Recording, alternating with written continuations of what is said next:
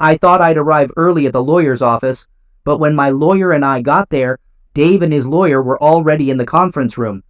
Seeing him with an attractive woman triggered my usual jealous reaction, making me feel somewhat inferior to him deep down. At 48, he was more handsome than at 20, tall and muscular, owning a successful business and leading the local chamber of commerce. I shuddered at the thought that if today didn't go well, I might never feel his comforting arms again. Dave barely acknowledged me as I followed my lawyer into the room. My face turned pale when the red-haired lawyer reached out to reassure him. I interpreted it as her wanting to quickly finish the meeting to pursue him. I knew from experience that she would enjoy it, as my husband was skilled and knew how to use his charm. Dave smiled at her but remained neutral when he looked at me. Frustrated by Dave's determination not to talk to me, I was forced to attend the meeting. While my lawyer chatted with the red-haired lawyer, I sat down. Dave took a folder from my large purse, opened it, and laid out the finished 2-page script. Seeing Dave smile faintly, I knew he was aware of my thorough preparation. He set up a laptop, plugged in speakers, and put a single sheet of paper next to it. Then, casually, he put his hands on the table and looked at me with a polite but insensitive face. No anger, no hate, no grief. I had prepared for this meeting for 3 days, knowing my script by heart. I used my knowledge of David Brown to appeal to his emotions. We gathered to discuss Mrs. Julianne Brown agreeing to sign a divorce petition if Dave listened to her for at least 1 hour. "If everyone is ready, I suggest the hour begins now," she said, turning the timer knob. It began to tick loudly, emphasizing the silence in the room. I was annoyed that Dave insisted on having lawyers present instead of a private meeting. I planned to share my feelings for the next 45 minutes before making Dave admit to something justifying my inappropriate behavior. It's awkward with just the two of us, even more humiliating in front of strangers. Well, no point in dwelling on the negatives. I had no choice. Glancing at my unnecessary notes, I crossed my fingers. Remembering my friend Sonia's advice, I cleared my throat. I expressed gratitude for Dave's willingness to meet with me today. I acknowledged my error and clarified that it wasn't related to his failure, but rather my own self-centeredness. I had spent days reflecting on this, hoping that Dave would appreciate my honesty. I believed he desired to forgive me, and my speech aimed to offer the justification he needed. Contemplating what might happen if the kids were at home, I considered playing the "Dave, you can't break up the family" card, confident it would succeed. Observing his reaction to my speech, I examined his face and was taken aback by his response. In the ensuing silence, Dave's expression remained neutral. He didn't even direct his gaze toward me. Methodically, he raised his pen and marked a check next to the first sentence in his notes. My first words almost completely confused me. I said exactly what he expected, shaking my confidence. In my arrogance, I forgot that not only had I come up with my argument based on 30 years of knowing him, but he had spent those 30 years looking back at me. I'm not ashamed to admit I was shocked. I emphasized the importance of sticking to the script, reiterating that the situation with Dave was a result of my own foolish and self-centered decisions. I conveyed the feelings of being lost, without children, feeling aged, unattractive, and worthless. I explained that I met Jason while collaborating on a church committee, describing him as sophisticated and a skilled seducer who knew precisely which buttons to press and when. He began acting like a friend, listening to my problems after church meetings last year when you were frequently away. But one day, after a church meeting, Jason suggested going to a cafe, and unfortunately, I agreed. It all seemed innocent, and he appeared as a good friend, so I didn't realize he was adept at breaking through a woman's defenses. Well, from coffee shops, we progressed to restaurants where he complained about his wife. I know it's a cliché, but by then, I trusted him. The restaurants became increasingly upscale, and the gifts he gave me became more enjoyable. Oh, Dave, you can't imagine how nice it is when a guy 15 years younger than you tries to win you over. But you'd be proud because 4 months ago, he asked me to sleep with him, and I declined. I should have refused to meet him after that when his intentions were clear, but by then, I had become somewhat reliant on the effect his compliments and attention had on my ego and confidence. I fell silent and sniffled, wiping my eyes with the finger I had previously rubbed on an onion piece in my pocket. It stung so much that I didn't dare rub my other eye. One teary eye should have been enough. I stopped, started again, faltered, and hesitated. Oh, honey, I'm so ashamed that I didn't break up with him. He took me to a restaurant and bought a $300 bottle of Grange, even though he himself doesn't drink wine. Instead of wasting it, I drank almost all of it. I'm pretty sure that's what he wanted. I was too nervous to resist him. When we left the restaurant, he offered to take me home, and I foolishly agreed. Once in the driveway, he leaned over and kissed me, but I was too drunk to stop him. You know how I get after a couple of glasses of wine. Then he started touching my chest. At this point, my logic was completely broken, and I remember just thinking that I should move him out of the driveway so the neighbors wouldn't see us. For the same reason, I opened the garage door and forced him to park inside. I cheated a little by admitting that even in the car, I thought Jason might be staying a while. And I certainly didn't want the neighbors to see a strange car in the driveway the next morning. But it was all a calculated risk on my part. I knew enough about men in general to understand that being betrayed was a major blow to a man's ego, and I wanted Dave to ensure that no one else ever found out about it. Well, except for 2 lawyers. Well, Jason got out of the car as the garage door was closing and started kissing me again. As I said, I had already drunk most of the bottle of Grange and was ripe for plucking. He grabbed my key and led me inside. I took him to one of the spare bedrooms, and I will be ashamed of this until the day I die. I let him do whatever he wanted with me. I'm so sorry, Dave. My only saving grace was that I was composed enough with him to get him to put on a safe. After Jason came, I think we both fell asleep. I because I was drunk, and he because he must have been tired after a 4 or 5 month chase. I know for sure I wouldn't have done it if I wasn't drunk and depressed when I woke up, and I definitely would have kicked him to the curb immediately. Instead, you entered the room and turned on the light. I have never been so ashamed in my life. The look of pain on your face just killed me. I realized how much misuse I caused to you and us with one simple mistake. With tears still flowing from one eye, I turned my pleading gaze to my husband. Having spent a lifetime together, I knew that I could read his expression like an open book and be able to judge how my request was going. Not true. His expression remained neutral. In fact, he didn't even look at me. Strange, but he was fiddling with the laptop in front of him. I thought he was writing notes until he clicked the link on his screen. A voice came from the speakers. My voice. Ugh, don't kiss me. You reek of beer. What about you, rotten great breath? What? I had one lousy glass of white. The audio clip stopped and the room fell into a thunderous silence. I think that's how it was. The roaring sound in my head drowned out everything else. Yes, I felt embarrassed and humiliated when Dave walked in on me that night with Jason before lifting Jason by his hair and beating the crap out of his body. But that was insignificant compared to the fact that I had just been caught in a huge lie. This completely threw me off track. I was so confident that my script would work, my eyes darted around the room. Dave's lawyer smiled slightly. Mine looked slightly embarrassed. Dave just looked at me expectantly with that damn blank expression. Later. I will never understand why I didn't immediately realize what it all meant. What the heck?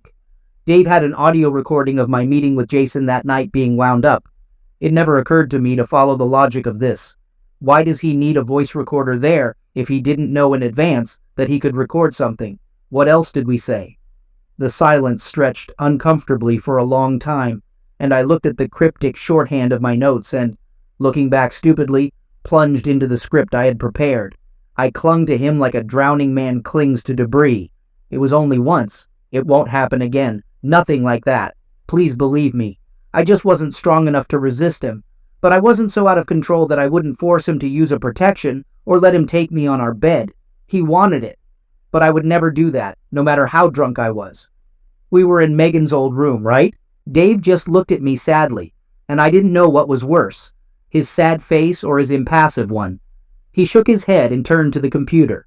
I felt, rather than heard him double-click the icon, and I cringed until I just like to watch how you lie in front of me, full of desire. It is very hot. Then, once it's finished, another double click, and Jason's voice again. When can we have time in bed again in your clueless husband's bed? It was so cool. This time, Dave clicked and ended the clip, and then just looked at me silently, accusatory. What could I even say? Everything I claimed was debunked, not by Dave, but by my own words. Protection. It was a one-time drunken mistake, not getting closeness with my husband in our own bed. The whole thing crumbled as a lie in just 30 words. Stand, stand. I'm speechless. Though it was awkward, I looked at Dave for any clue. His neutral gaze revealed nothing. I noticed my lawyer checking her watch, making me focus on the ticking timer, realizing the 60 minutes I had to salvage my marriage were slipping away, and I admit, going terribly. I forced myself to suppress panic. Apologies for the lie, Dave, about it being the first time. I just didn't want to hurt you more than I already had. I thought if I could convince you it was a one-time thing, and for the exact reason I stated, you wouldn't be so offended. I stumbled back into silence. Should I now admit I dated Jason several times a week for over 6 months? The trouble was, I didn't know what Dave knew. He had recorded conversations, revealing the night he found us wasn't the first or only night. But what else did he know? Hiding the recorder where I usually did with Jason hinted at suspicion at least one more time. I just didn't know. However, I knew that if I was caught telling one more lie, it would all be over. Well, Juliana, it's time to be vague, avoid details, and stick to the facts. The truth is that Jason did seduce me, and it took a while. He has a thing for older women. It's true that being pursued by a man almost my kid's age gave me an ego boost. I admit it, I was weak. I thought about saying I used the master bed only once the first time. It would be a lie, but put me in a better light. But not knowing how long Dave knew about my extramarital activities held me back. I decided to stay silent on this. However, I couldn't remain silent on everything, realizing I had limited time to rectify the situation. Unsure of the best course of action, I turned my attention to my notes. I discarded the initial points after being exposed and focused on words highlighted in capital letters. I conveyed that I never ceased to love and respect Dave, emphasizing that I gave him no less love than I always had. I explained that Jason was an additional dimension that didn't diminish anything from my love for Dave, but rather added an overflowing quality, if I could describe it that way. When I fell silent, Dave redirected his gaze to his laptop screen, furrowed his brow, and appeared momentarily confused. However, he eventually relaxed again. Listening to the recording, a continuation of the earlier soundtrack, I understood that Dave's frown indicated he was searching for an icon on the screen before realizing it was one of the open files. It would be better if he didn't grasp it, and he evidently started over. Going back to the beginning of the video, I revisited Jason's question about being closeness in our marital bed. Like the first time, I cringed, knowing my words once again condemned me with, "I already told you, never again, not after the last time." That night, Dave stepped out of the shower and inadvertently stepped on a large drop of white, for which I was grateful. Dave accepted my explanation about sneezing, attributing the drop to snot. Sinking lower into the seat, I anticipated the predictable words that would follow. Although I initially felt smug when I uttered them, that feeling dissipated. Distracting Dave by offering to clean his leg and doing it nicely diverted his attention.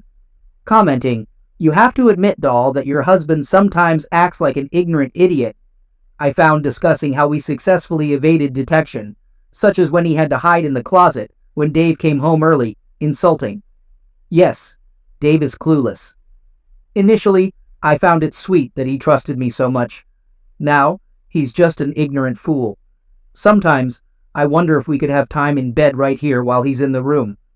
The mocking tone made me realize I was rehashing a futile point. With these words and such a tone, I couldn't even convince myself I loved and respected my husband, let alone him. Again, confusion set in. Before this meeting, I convinced myself I loved and respected Dave. But after what I did and said, how is that possible? Steeped in the ticking, tense silence.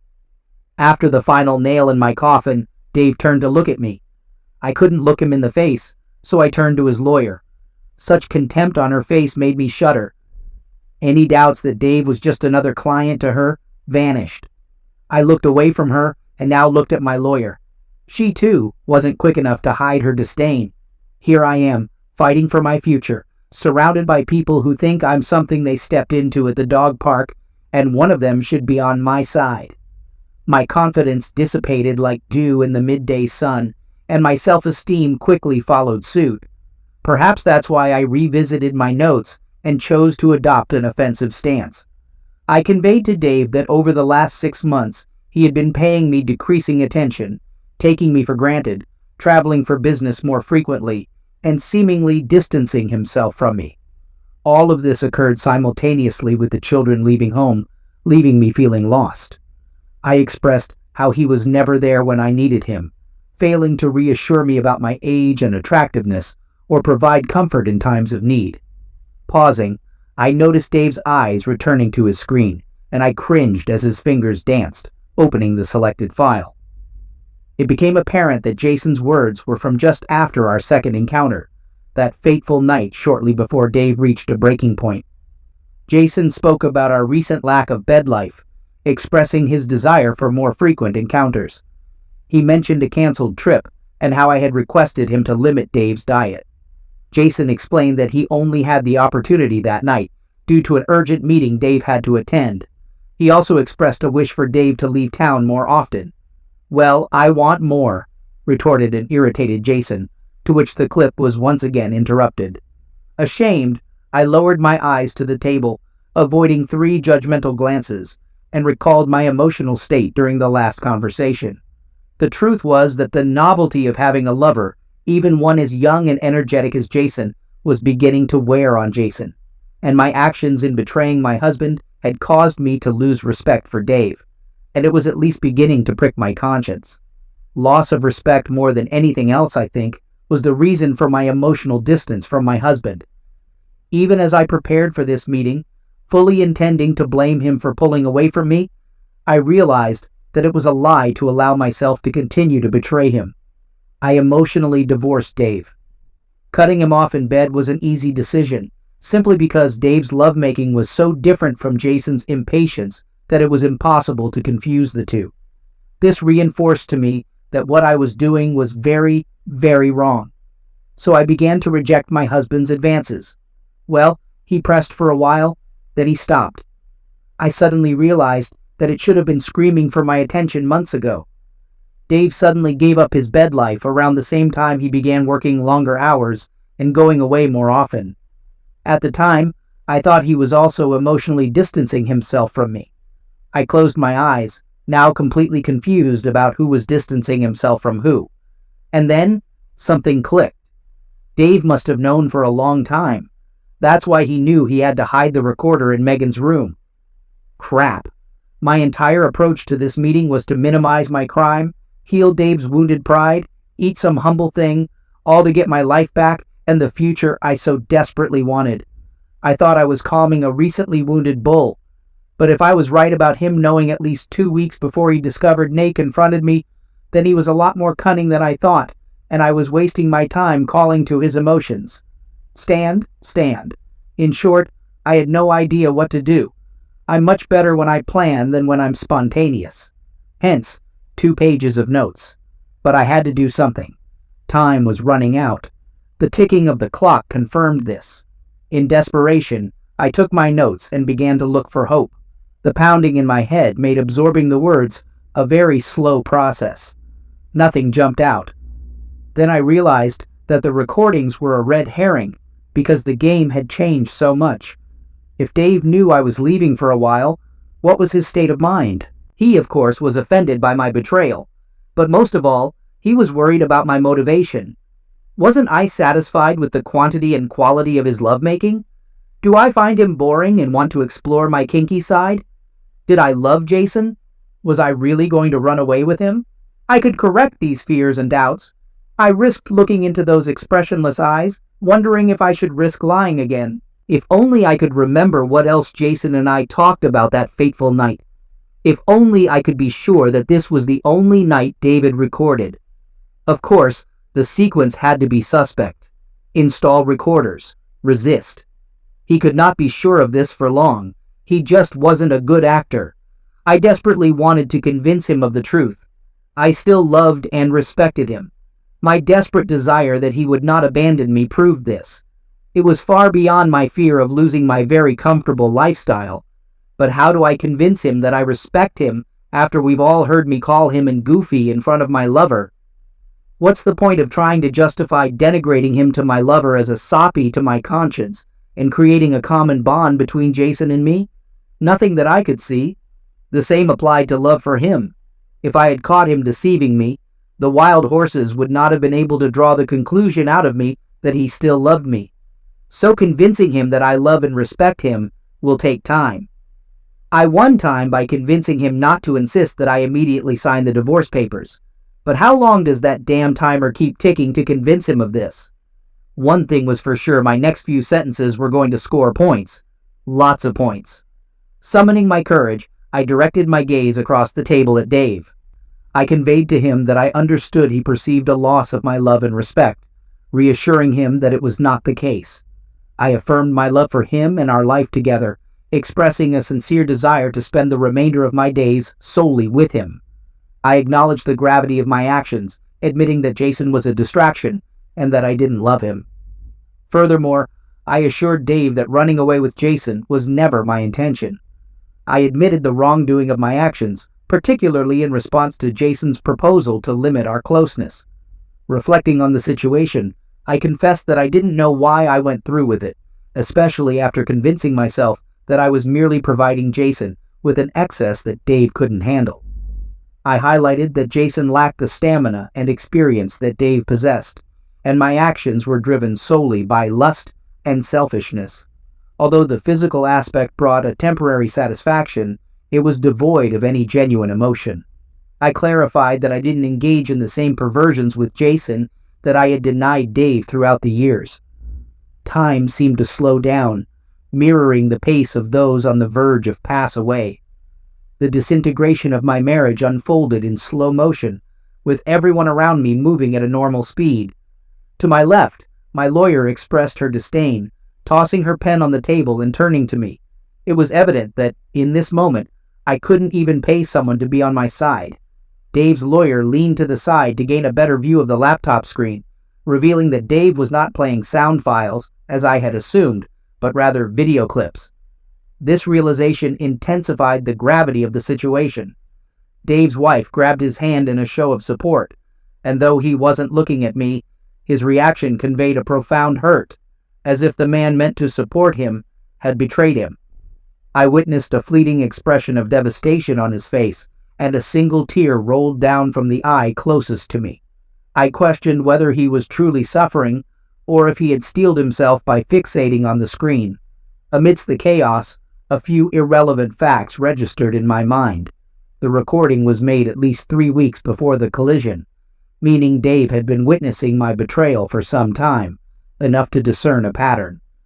Silence enveloped us as the speakers played, the heat that had once suffused the room now transforming into a sense of dirtiness, sloppiness, and tastelessness. I focused on the table, and my lawyer laid out the divorce papers before me. Helpless, I couldn't counter the vile behavior that Dave had uncovered. With unparalleled ease, he dismantled all my rationalizations, minimizations, and feeble attempts at reconciliation. It was over. Dave, acting as an orchestra conductor, didn't utter a word today. Instead, he indicated the section of the orchestra he wanted to play next, using his skills and talents to execute a silent symphony of separation. No, it wasn't Dave. I ascended the scaffold myself, blindfolded and with a noose in hand, kicking the lever. Dave simply erected the scaffold and departed. As soon as he played the last clip, he knew precisely what I was going to say, leaving me with no chance at redemption. And when I came up with my arguments based on my closeness knowledge of him, after observing him for 3 decades, I had forgotten that he also looked at me for the same amount of time, looking back at me with her smart, penetrating eyes. The shame and humiliation were unbearable, and finally caused me to run away. Escape was what I needed. Running back to the house that was still my home, at least until Dave got the eviction notice. That was part of the agreement. an escape to children who I hope will never know and will continue to love me unconditionally. The only way to salvation lay through a receipt with the loss of most of my life. I took the pen, signed the 2 agreements, and threw it away in one fluid motion. I was surprised Dave's business wasn't worth more, but that's what my lawyer's assessment found. And of course, Dave had plenty of time to hide most of it. By that time, the last recording had thankfully ended, and the ticking silence returned. My lawyer took the signed papers, handing me a copy while placing the rest in her briefcase. She left the room, leaving me seated, frozen, torn between the desire to run and the wish to convey a positive message. I longed for an ember of hope, something to convince myself that there might be a chance to rekindle the flame someday, to let Dave know that I still cared about his well-being. The sharp sound of an alarm clock disrupted my thoughts, prompting me to stand up and deliver my positive phrase. The jackal, holding Dave's hand with both hands, urged him not to seek revenge on Jason, expressing her fear of never forgiving herself if he ended up in prison. Dave's response was another damning video, thankfully not featuring my voice, but that of another woman speaking in an almost shrill tone. She mentioned the consequences Jason would face if her brothers got to him first, identifying herself as Mrs. Jason. Initially, I had thought Jason's silence after the beating reflected fear on his part, but now I pondered that being divorced and penniless might be a fitting end for the scammer. The burden on my conscience grew heavier as I considered that he might die because he had been involved with me. As I prepared to leave, I couldn't bring myself to look Dave in the face. Whether he had his expressionless face, whether he was laughing or crying, it all pained me, a constant reminder of the misuse I had caused this good man. He had lost everything, except my house and money, and suffered a tremendous emotional blow, all at my hands. I deserved every bit of his anger. Through tears, I managed to squeeze out a feeble, "Goodbye, dear," as I shuffled towards the door. My pathetic attempt to salvage my old life was discarded, akin to a plague beetle. Perhaps my daughter Megan would visit me while I drowned myself in oblivion, or if she wasn't available, then my son Joel. Just as I began to push the door, voices behind me caught my attention. Another damn recording. An excited young male voice accused, "Cheater!" A very familiar female voice intervened, asking, "Are you sure, Dad? I think I'll drink alone today."